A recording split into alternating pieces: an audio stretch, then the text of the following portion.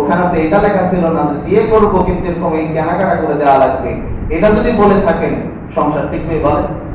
ওখানে তো এই শর্ত নাই।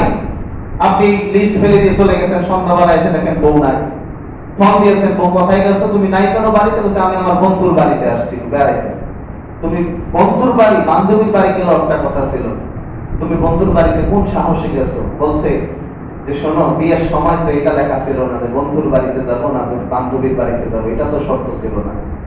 যদি এরকম শর্ত দিয়ে আন্তরিকতা আপনি এক কবুল বলেছেন যে আলহামদুলিল্লাহ, বিয়ের সময় বলেছেন কবুল, এই কবুলের মধ্যে ভরণ পোষণ ডাক্তার দেখানো আপনার হক আদায় প্রত্যেকটা একটা এই কবুলের সাথে জড়িত, ঠিক কিনা বলেন?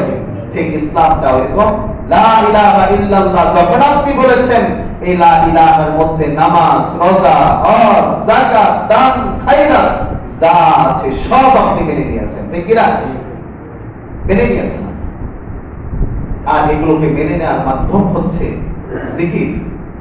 আপনি স্মরণ, আল্লাহ আসল কিভাবে স্মরণ করলে আল্লাহ তাআলা আমাদেরকে স্মরণ করেন।